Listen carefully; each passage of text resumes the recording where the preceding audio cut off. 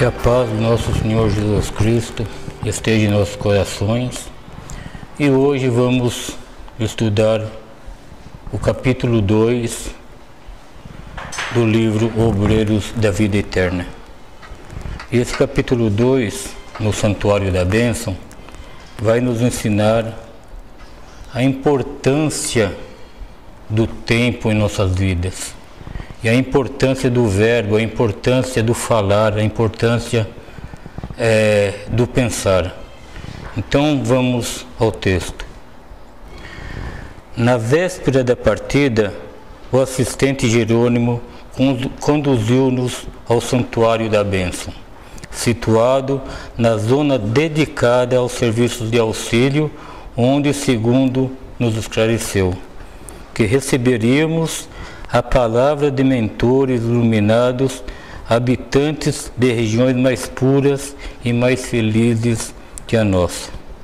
Então André Luiz está nos dizendo aqui que eles iam receber uma orientação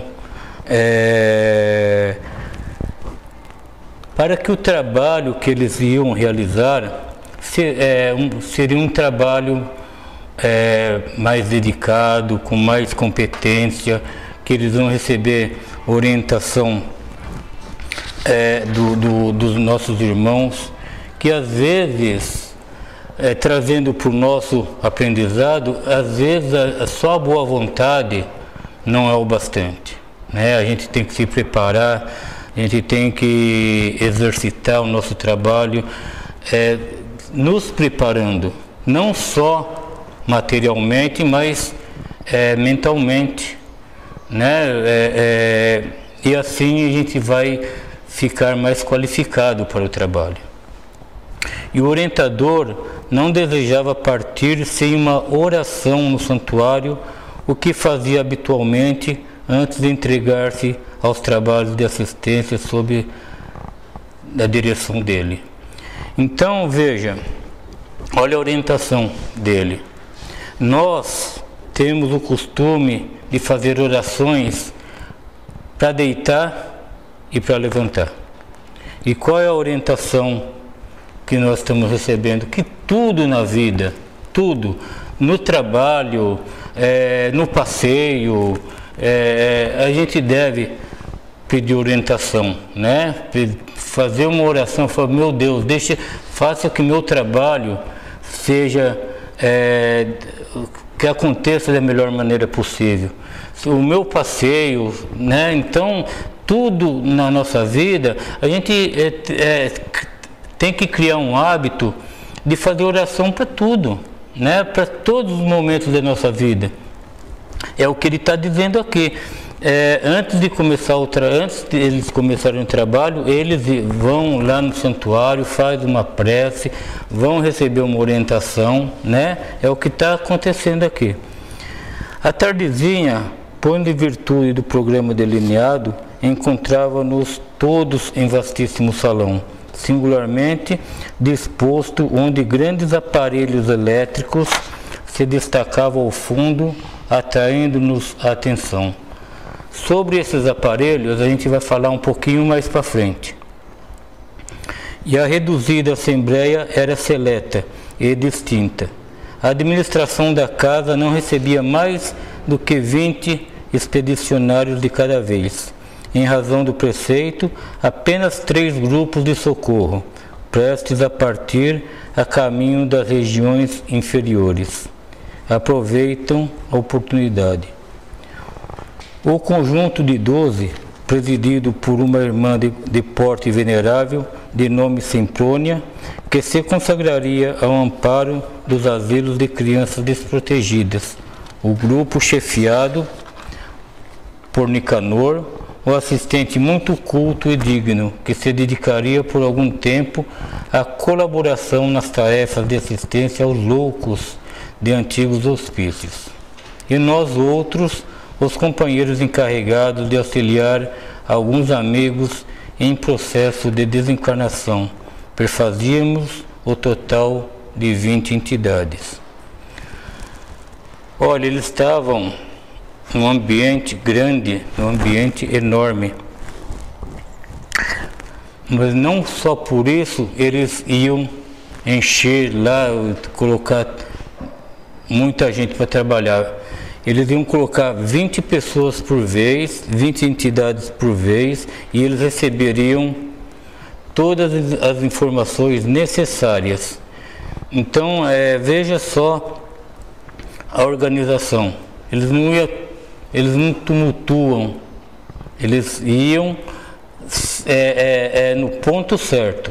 Pegar as 20 pessoas que iam trabalhar mais ou menos na mesma região, e ali eles iam fazer as orientações necessárias. O instrutor Cornélio, diretor da instituição, atendido por um assessor, palestrava conosco, demonstrando simplicidade e fidalguia, magnanimidade e entendimento. Logo de início, em nossa administração, explicava-nos procurando estabelecer o aproveitamento máximo do tempo com o mínimo de oportunidade. Olha o valor do tempo, né?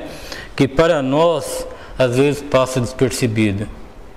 Devemos aprender a dar mais valor no nosso tempo. Precisamos estudar, fazer visitas, fazer visitas aos acamados, asilos, creches, enfim. Todo momento que a gente tem uma disponibilidade de fazer algo no bem, devemos fazer, né? Porque nós principalmente eu, né? Eu estou falando por mim. Quando eu saio do meu trabalho, eu vou para casa, eu quero descansar, né? Muitas vezes a gente sai, fica em casa sem fazer nada e o nosso tempo vai embora, né? Então fica aí para nós mais um aprendizado, né? A gente tentar valorizar um pouco mais o nosso tempo. E para concretizar a providência desde muito, não recebemos indiscriminadamente os grupos socorristas, é isso que está falando aqui, reunidos os conjuntos de serviços de acordo com as situações a que se destinam. Em dia de recepção, aos que vão prestar serviço na crosta, não atendemos colaboradores incumbidos de operar exclusivamente nas zonas de desencarnados, como sejam as estações purgatoriais e as que se classificam como francamente tenebrosas. Então eles separam, realmente eles separam para não ter divergências de entendimento. Dependendo onde vai esses caravaneiros, eles vão atuar e de tipo de orientação que eles vão receber. Por isso a organização se faz necessária em todos os lugares, né? Em todo momento da nossa vida a gente tem que nos preparar e saber distinguir uma situação da outra, para não tumultuar a nossa organização mental. Há que ordenar as palavras e selecioná-las, criando-se campo favorável aos nossos propósitos de serviço. A conversação cria o ambiente e coopera em definitivo para o êxito ou para a negação. Além disso, como essa casa é consagrada ao auxílio sublime dos nossos governantes que habitam planos mais altos, não seria justo distrair a atenção, e sim consolidar bases espirituais com todas as energias ao nosso alcance, em que possa aqueles governantes lançar os recursos que buscamos.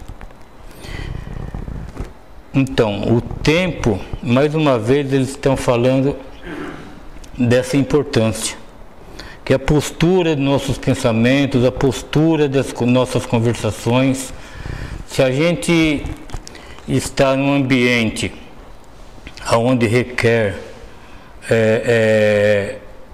a importância de estar preparados mentalmente para receber essas orientações, o ambiente vai ser um ambiente bom, né? Se a gente começa a tumultuar, o que vai acontecer? A gente não vai receber essas orientações e vai atrapalhar quem está do lado que quer receber essas orientações, né? Então veja a preparação que nós temos que ter perante a nossa família, o nosso trabalho, aonde quer que estejamos, né? Aonde a gente está, a gente vai receber orientações e vai dar orientações. E para a gente dar uma orientação para uma pessoa ou para um determinado trabalho que a gente vai fazer, a gente tem que estar centrado. A gente tem que estar com os pés firmes, com um pensamento bom, né? É o que está acontecendo aqui. Compreendendo a extensão das tarefas por fazer e o respeito que devemos àqueles que nos ajudam, somos de parecer que precisamos sanar os velhos desequilíbrios das intromissões verbais desnecessárias e muitas vezes perturbadoras e dissolventes. Veja como nós devemos nos policiar. Eles lá, eu tô trazendo os ensinamentos deles lá para nós entendermos como é necessário a nossa postura perante a vida. Nós devemos nos policiar e fazer uso da boa palavra sempre. Às vezes brincadeiras, às vezes coisas sérias, misturar com brincadeira, misturar com palavras, isso a gente consegue fazer muito bem, e às vezes isso nos atrapalha muito. Provavelmente a gente nem percebe, né? Mas isso nos atrapalha bastante. Então, trazendo essas informações para o nosso cotidiano, nós vamos ganhar muita coisa. É um ensinamento riquíssimo. A gente tem que sanar esses pensamentos ruins, essas coisas ruins, e trazer coisas boas para nós. Isso é um trabalho nosso de cada dia. Enquanto lhe ouvimos as ponderações, encantados, imprimiu ligeiro intervalo a sentença esclarecedora e continuou. Aliás, o profeta enunciou há muitos séculos que a palavra dita a seu tempo é maçã de ouro em cesto de prata. Se estamos, portanto, verdadeiramente interessados na elevação, constituindo inaliável dever o conhecimento exato do valor tempo, estimando-lhe a preciosidade definitiva cada coisa e situação em lugar próprio, para que o verbo, potência divina, seja em nossas ações o colaborador do Pai. Veja, ele veio enfatizar mais uma vez o valor do tempo e o valor do verbo, o valor das palavras. Que possamos, todos nós que estamos estudando essa lição, a cada um segundo o seu entendimento, posicionar de forma positiva perante a vida. Que devemos analisar e aproveitar esses ensinamentos e tentar se modificar. Aqui ele está mostrando o que devemos fazer. A prática, ele está mostrando na prática o que devemos nos modificar. Sorrimos satisfeitos, André Luiz disse. Nada mais razoável e construtivo, opinou Simprônia, a destacada orientadora que dirigia pela primeira vez a expedição de socorro aos orfãozinhos encarnados. O dirigente do santuário, reconhecendo, talvez, como nós sentimos necessidade de esclarecimento quanto ao uso da palavra, prosseguiu. É lamentável se de tão escassa atenção na crosta da terra ao poder do verbo, atualmente tão desmoralizado entre os homens. Nas mais respeitáveis instituições do mundo carnal, segundo informes fidedignos das autoridades que nos regem, a metade do tempo é despendida inutilmente com conversações ociosas e inoportunas. Veja, nas mais respeitáveis instituições do mundo carnal. Se nós não tínhamos essa informação, ou se não, até então, não dava o valor e importância como isso acontece, nossa postura perante tudo isso deve mudar, porque hoje nós estamos atentos a isso. Provavelmente nós até sabíamos dessa condição, mas nós não dava tanta importância, né? As coisas acontecem, a gente vai se acostumando com as brincadeiras, a gente vai se acostumando com as coisas paralelas e a gente não dá a devida importância a tudo isso e a coisa vai andando. Hoje André Luiz está nos mostrando a importância, o tempo que a gente perde, as palavras que a gente fala, e a gente tem que realmente fazer um trabalho conosco mesmo e tentar fazer essa mudança, né? Orai e vigiai, né? Mais uma vez. E ele continua, isso se referindo-se somente às mais respeitáveis. Não se previne nossos irmãos em humanidade de que o verbo está criando imagens vivas, que se desenvolvem no terreno mental a que são projetadas, produzindo consequências boas ou más, segundo a sua origem. Essas formas naturalmente vivem e proliferam, e considerando-se a inferioridade dos desejos e aspirações das criaturas humanas, semelhantes criações temporárias não se destinam senão a serviços destruidores por meio de atritos formidáveis, se bem que invisíveis. Olha a nossa responsabilidade, o que nós estamos jogando aí para a atmosfera, com as nossas conversações, né? A responsabilidade é muito séria. Não só as palavras formam, mas os pensamentos também formam coisas e coisas negativas, né? Como podemos formar coisas positivas? É uma escolha nossa. É uma escolha que sempre vai estar à nossa disposição, né? O que nós estamos jogando na atmosfera? Será que isso não vai voltar? Será que se eu começar a jogar só coisas ruins na atmosfera, será que eu vou ter companhias boas comigo? Né? Então tudo isso a gente tem que analisar e tentar fazer a nossa mudança. Notava-se claramente o interesse de suas definições despertava nos ouvintes. Em seguida, a uma pausa mais longa, tornou cuidadoso.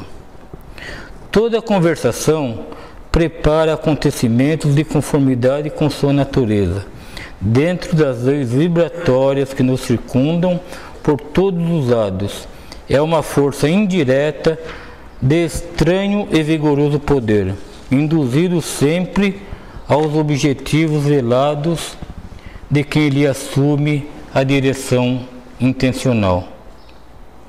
Mais uma vez ele está falando aqui que cada um de nós somos responsáveis pelo que falamos e que fazemos do nosso tempo.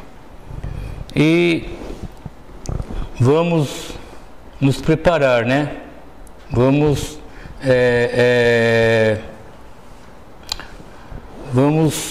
a cada momento fazer as nossas orações, nos preparar mentalmente.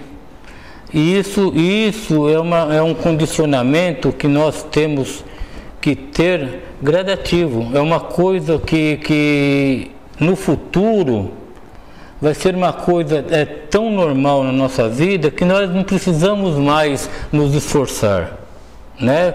Se torna habitualmente normal. Mas para isso nós temos que nos esforçar. Encarregados de assumir a chefia desta casa, trouxemos instruções de nossos maiores para suprimir todos os comentários tendentes à criação de elementos adversos ao júbilo da bênção divina. É por isso que, graças ao amor providencial de Jesus, temos conseguido a manutenção de um instituto em que nossos mentores do mais alto se fazem sentir. A ausência de qualquer palavra menos digna e a presença contínua de fatores verbais edificantes facilita a elaboração de forças sutis, de quais os orientadores divinos encontram acessórios para se adaptarem. Veja, se os mentores espirituais eles encontram em nós os fatores que facilitam eles trabalharem, eles nos orientar, eles vão nos orientar e vão ficar conosco. Eles vão ser a presença certa do nosso lado.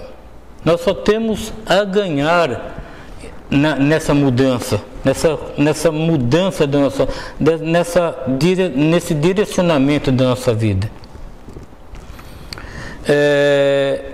De algum modo, as nossas necessidades na edificação comum fazem um gesto do narrador que se recorda da minudência importante e informou. Encetando nosso trabalho modesto, fomos defrontados por reações apreciáveis. Procurava-se então o santuário sem qualquer preparação, veja só, íntima.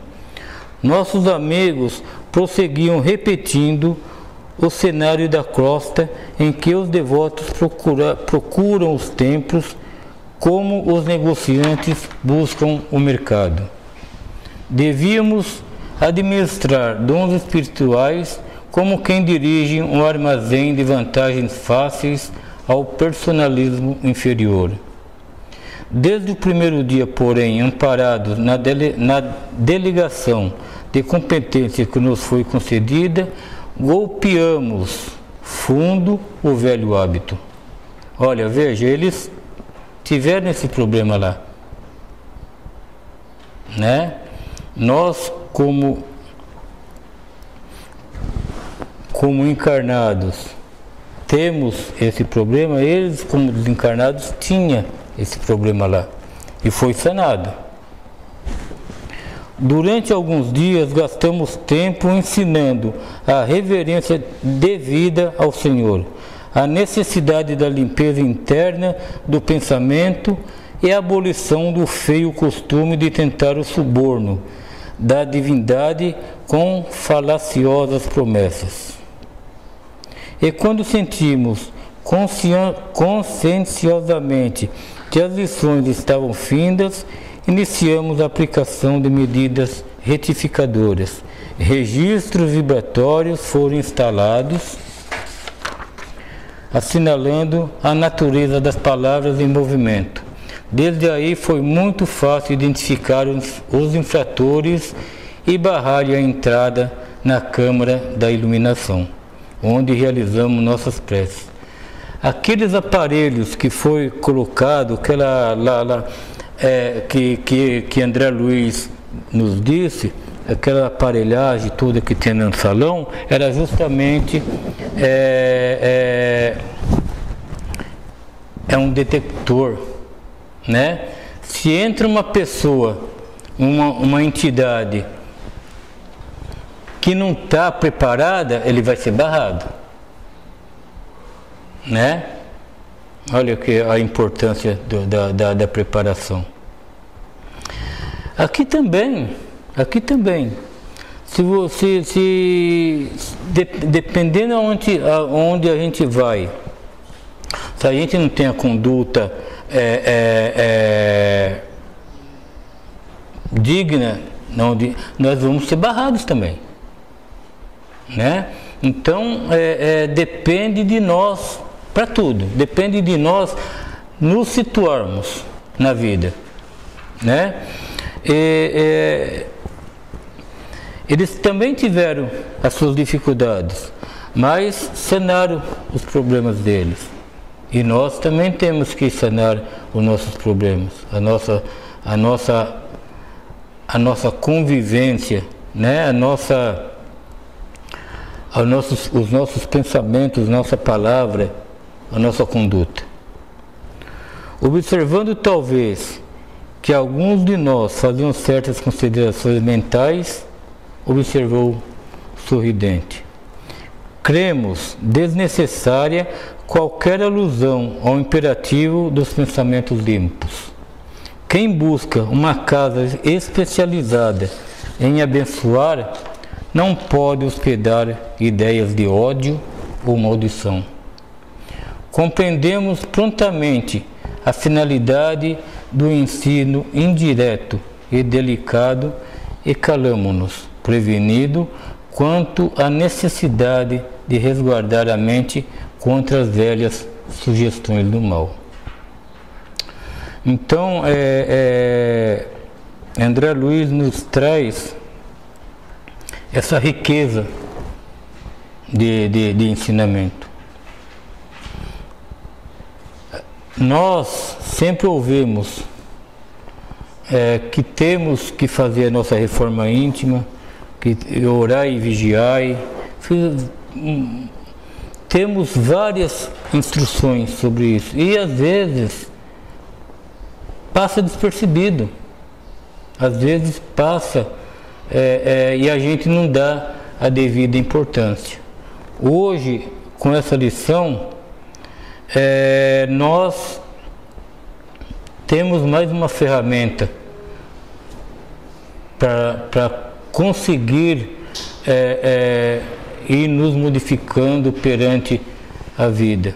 E para encerrar, eu trouxe um texto de Emmanuel. Esse texto está no Livro da Esperança. E ele fala assim: falando, construímos. Não admitas em tua palavra o corrosivo da malícia ou o ferrugem da queixa. Fala da bondade de Deus, na sabedoria do tempo, na beleza das estações, nas reminiscências alegres, nas induções ao reconforto.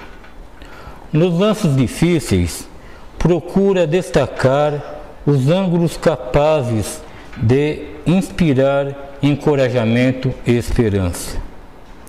Não te refiras a sucessos calamitosos, senão quanto estritamente necessário, e ora em silêncio por todos aqueles que lhes sofrem um impacto doloroso. Tanta vez acompanhas com reveses apressos os que tombam em desastre natural. Homenageia igualmente com a tua compaixão respeitosa os que resvalam em queda moral, escabroso infortúnio do coração. Se motivos surgem para admoestações, cumpre o dever que te assiste, mas lembra que o estupim é suscetível ao ser apagado antes da explosão e reprime os ímpetos da fúria antes que estourem na cólera. Em várias circunstâncias, A indignação justa é chamada à reposição do equilíbrio, mas deve ser dosada como o fogo. Quando trazido ao refúgio doméstico para execução da limpeza, sem que por isso tenhamos necessidade de consumir a casa em labaredas de incêndio. Larga a sombra de ontem, as pedras que te feriram. A noite já passou na estrada que percorre e o sol do novo dia nos chama à incessante transformação. Conversa em trabalho renovador e louva a amizade santificante. Não te detenhas em demasia sobre mágoas, doenças, pesadelos, profecias temerárias e impressões infelizes. Dá-lhe apenas breve espaço mental ou verbal, semelhante àquele que nós utilizamos para afastar um espinho ou remover uma pedra. Não cometes o mal, senão para exaltar o bem. Quando seja possível extrair essa ou aquela lição que ampara e quem te ouve, enobrecendo a vida.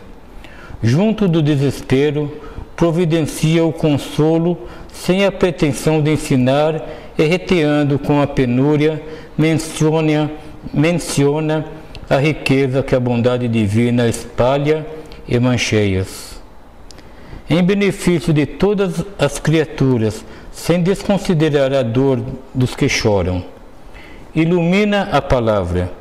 Deixa que ela te mostre a compreensão e o amor onde passes, sem olvidar o esclarecimento e sem prejudicar a harmonia. O Cristo edificou o Evangelho por luz inapagável nas sombras do mundo, não somente agindo, mas conversando também. Que Jesus nos abençoe.